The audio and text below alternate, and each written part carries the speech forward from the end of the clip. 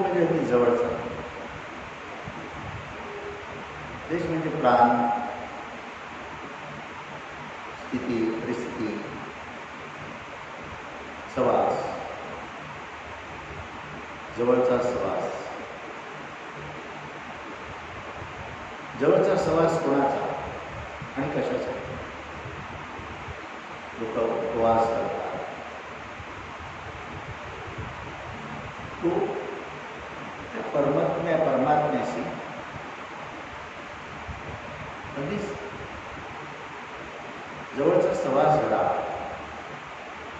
आणि ज्याच्या संगतीमध्ये राहता यावं, त्याच्या सहवासात राहता यावं आणि त्याच्यासारखं व्हावं, त्याच्यासाठी असतो. उपदेश पण त्याच्यासाठी आहे.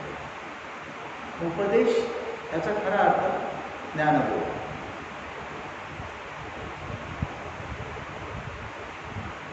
जो जे खरं आहे, शाश्वत आहे, नित्य आहे, ते ज्ञान. पण ज्ञान म्हटले की थोडा संभ्रम तयार होतो, कारण 14 विद्या 34 कला आहे, त्याचं ज्ञान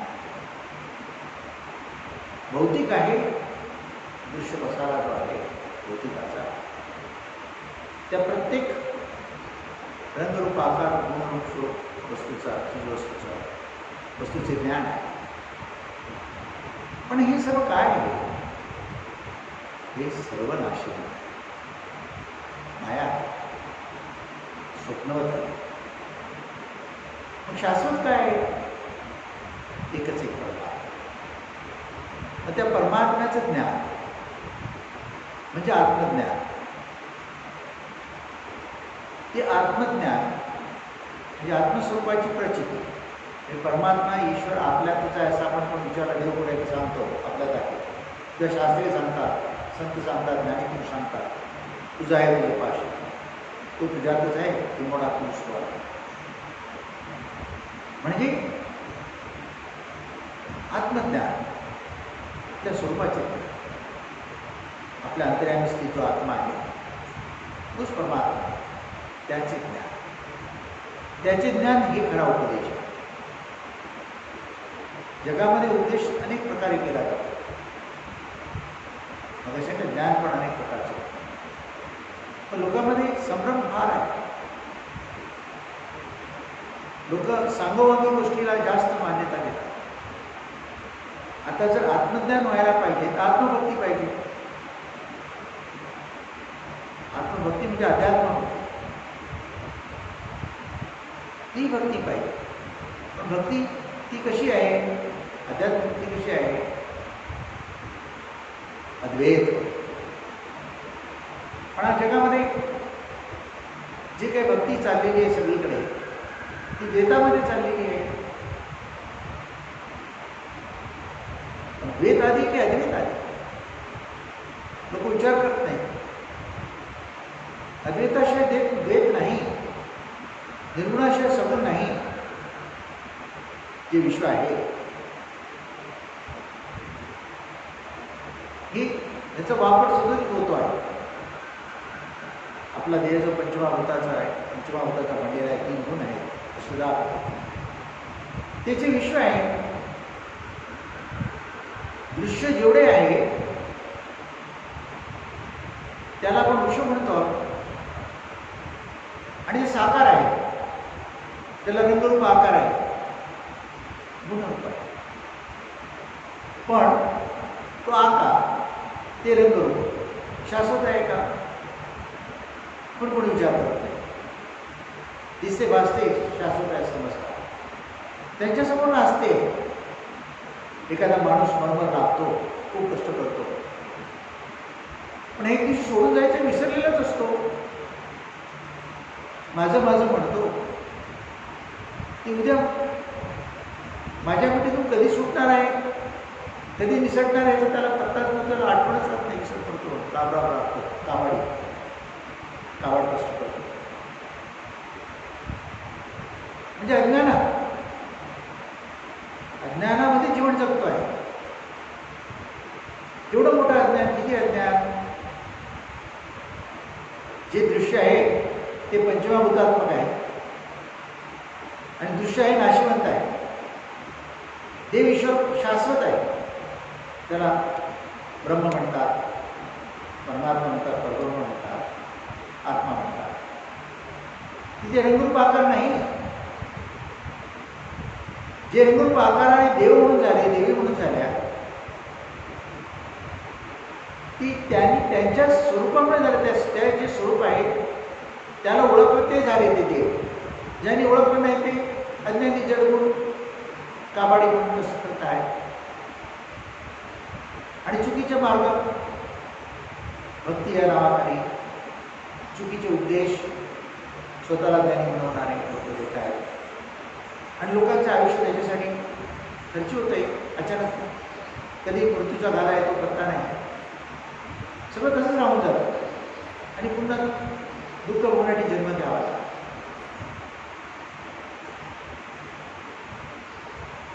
देवाच्या नावाखाली तेवढं विभंडन चाललेलं आहे. देव ओळखता चालला नाही. खऱ्या देवाची लोकांना, मुख्य देवाची लोकांना ओळखच नाही.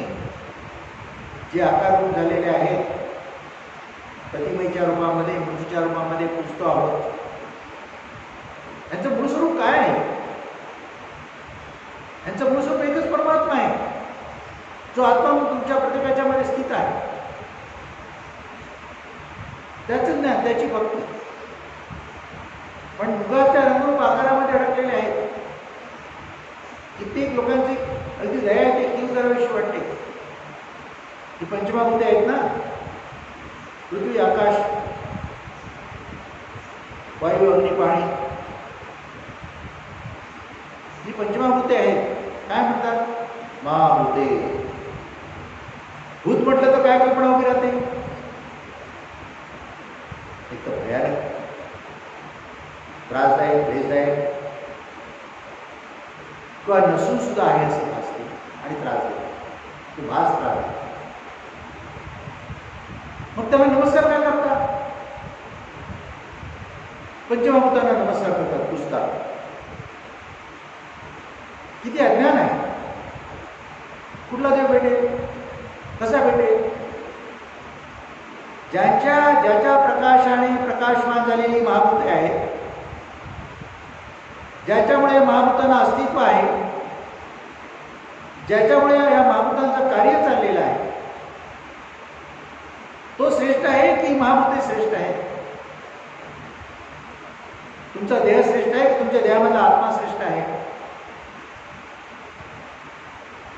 आत्म्याच्या ओळखीने राहिले तर तिन्ही जगावर सत्ता तुमची चालेल. देहाच्या ओळखीने राहिले तर यमे आत्मना बोलावं लागतं. देह मन इंद्रिय कामाला लावतात. नको ते व्यवसाय धंदे करायला लागतात. नको ते मार्गांगी करायला लागतात. आणि अज्ञान दशेमुळे दुःखसागरामध्ये, मायासागरामध्ये ढकलून देतात. आणि शेवट कधी आले याचा कळत नाही. आणि पुन्हा दुःख होण्यासाठी अनेक 84 लक्ष जीवघेणीचा फेरा होतो आहे. मग या महाभूता जे दृश्यरूपाने वावरत आहेत आणि नाश पावत आहेत, त्यांना अज्ञानामध्ये देव म्हणून जन्म का वाया घालवतात? त्या महाभूतच आहेत. ते महाभूतच म्हटलं पाहिजे त्यांना. वाघ आला समोर, वाघोबा, बाबा रे तू खूप चांगला आहे असं म्हटलं ऐकेल का तो? खायचं तर खाणार असतो तुम्हाला. मग वाघोबा म्हणा, तू वाघ्या म्हणा. कारण त्याला तर तेवढं ज्ञानच नाही आहे. त्याचं भक्ष याच्यावर लक्ष असतं. तसं पंचमहाभूत आपलं कार्य जे आहे ते मायाने भरलेलं आहे, ते तशा प्रकारे अज्ञानाने भरले, तशाच प्रकारे त्यांचं चालणार आहे. तर त्यांचा नियंता आहे, त्याचा निर्माता आहे, त्याला जाणलं पाहिजे, त्याची भक्ती केली पाहिजे. तो खरा उद्देश आहे. त्या उद्देशाने काय होईल? सगळ्यात मोठा फायदा सायुज्य मुक्ती प्राप्त, जन्ममरणाच्या फेऱ्यातून. दुसरं ज्ञानदृष्टी प्राप्त होईल. हे सर्व विषय वेदाने भरलेलं आहे. निश्चित आहे, मायावी आहे. त्याचा भेद कळेल, त्याचे स्वरूप कळेल आणि त्याच्याशी ज्ञानाशी तुम्ही व्यवहार करा. देह आहे तोपर्यंत त्याच्याशी व्यवहार करणे भाग आहे, दृश्य विश्वासी व्यवहार करणे भाग आहे.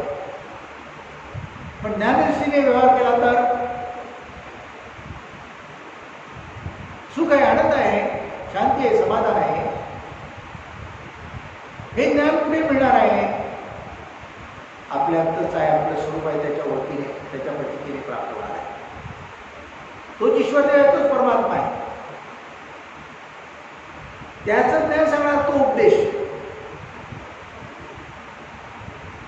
तो उपदेश जो सांगणारे आहेत ते त्यांनी ती प्रचिती घेतलेली, ते परमस्वरूप झालेले आहे, परमात्मा स्वरूप झालेले आहे. ते प्रचिती देऊ शकतात. ते संत सद्गुरू ज्ञानीपुरुष, त्यांची संगत पाहिजे. त्यांच्या ज्ञानबोधाप्रमाणे साधनभक्ती केली पाहिजे, ज्ञानबोधाप्रमाणे. आणि मग त्या बोधाचा उपयोग, त्या ज्ञानाचा उपयोग आपल्या जीवनामध्ये वेळोवेळी प्रत्येक क्षणी केला. मग आनंदच आहे. अज्ञानामुळे दुःख आहे. ज्ञान आले तर अज्ञान दूर होते ना. सूर्य आला, सूर्यप्रकाश झाला, रात्र थांबते का? अज्ञान म्हणून दाखवता येत नाही, पण अज्ञानाने कृती घडतात तेव्हा कळते अज्ञान आहे. ज्ञान म्हणून दाखवता येत नाही, कृती घडते तेव्हा ज्ञानी आहे, ते ज्ञान आहे सगळं. पण कृती घडल्यानंतर नफा तोटा आहे ना. अज्ञानामध्ये तोटा आहे, ज्ञानामध्ये नफा आहे. म्हणून ते सार कळलं पाहिजे, त्याचं ज्ञान झालं पाहिजे, अज्ञान दूर झालं पाहिजे. ज्ञान येईल तेव्हा अज्ञान दूर होईल. आणि तो उपदेश सद्गुरूने तुम्हाला केलेला आहे. कशाच्या स्वरूपामध्ये? तारक मंत्र दिला. काय मंत्र दिला सद्गुरूने? महाउपदेश त्याला म्हणतात, महावाक्य त्याला म्हणतात, महामंत्र म्हणतात, त्याला बीज मंत्र म्हणतात,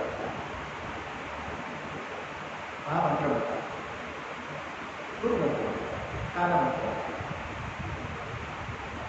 काय उपदेश केला आहे?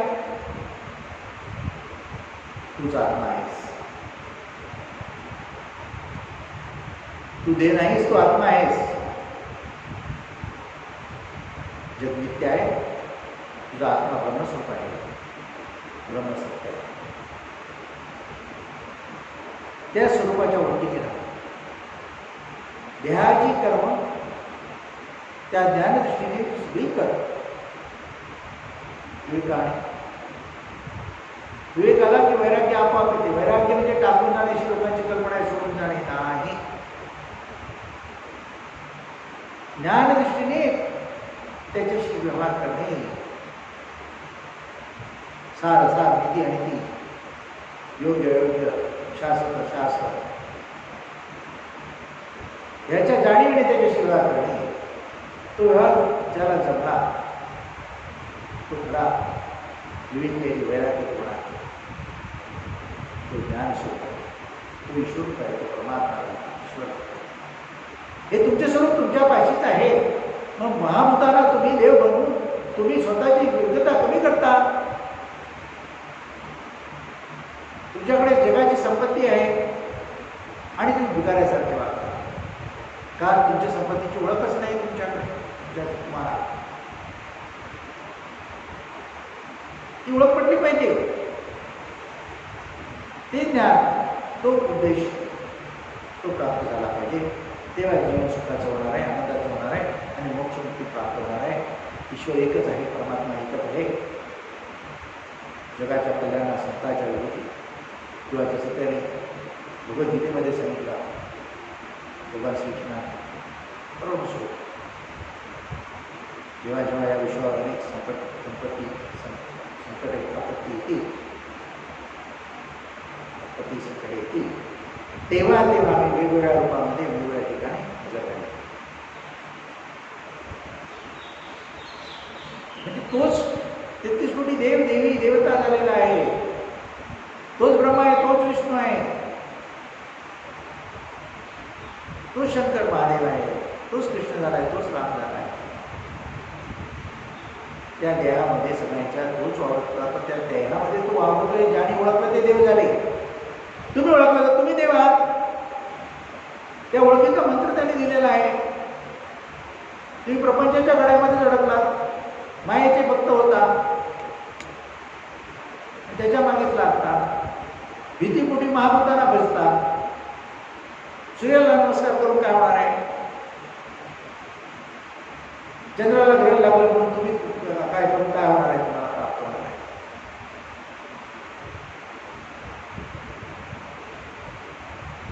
जगामध्ये चंद्रसूर्य एकच आहे, ग्रहण सगळीकडे लागते. पण आपले हिंदू आहेत तेवढेच ग्रहण पाळतात, बाकी कोणी नाही पाळत. म्हणजे ग्रहाचे वेध त्याला लागत नाही. त्याच भूमीवर राहतात, त्याच आकाशाखाली आहेत, त्याच चंद्रसूर्याखाली आहेत, एकाच बिल्डिंग राहतात. ख्रिश्चन असेल, मुसलमान असेल, तो तिकडे ग्रहणाचं काही पाळत नाही. हिंदू बाजूला राहिला तो पाळतो. बिल्डिंग एकच. कसा फरक पडेल? काय फरक होईल? कोणाला सुचलं त्यांनी काहीतरी लिहिलं, थोडा फरक वातावरणामध्ये काही क्षणासारखं होत असेल, तुम्हाला तुमच्या आत्मस्वरूपाचे ज्ञान असेल, त्याच्या पलीकडे तुम्ही आहात. शिवाने, शंकराने मी शिव आहे, मी परमस्वरूप आहे असं जाणलं तेव्हा त्यांनी विश्व पचवलं. त्या परमस्वरूपाची ओळख नसेल तर विश्व पचवलं नसतं. बाकी ज्याला ध्येय झालं नाही त्याला ध्येय झालं, त्याला महादेव असं म्हटलं. तुमच्यामध्ये ती क्षमता आहे, तुम्ही जाणत नाही. चिदानंद रूपम शिवम शिवम आपण सकाळी म्हणतो, पण माझं शिवरूप कसं आहे त्याचं सर्व अभ्यास केला पाहिजे, त्यासाठी भक्ती केली पाहिजे. आणि असा उपदेश सांगायला त्याचे चरण घेतले, त्याच्या सहवासात आहे. त्याने ज्ञानी म्हणा, मोक्ष भक्ती प्राप्त म्हणा. म्हणून भक्ती करायची आहे की अध्यात्म, ते आपल्याला आत्मज्ञान देईल, स्वरूप ज्ञान देईल, आत्मसाक्षात्कार देईल. नाही तर किती करा तुम्ही बघा, काही प्राप्त होणार नाही. तुम्ही करायचे कष्ट आणि ते जसं भोग पडलेल्या बादलीला बारीक चूक पडल्याने वर पाणी घालतं, चालून राहतं, तसं तुमचं चाललेलं असतं. काही उपयोग नाही. ज्ञान प्राप्त करा, तुमच्या आत्मस्वरूपाला जा आणि त्याच्यावरती जीवन सुखाचं होईल, समृद्धी होईल, आनंद असतो. तो खरा राजा विलास महाराज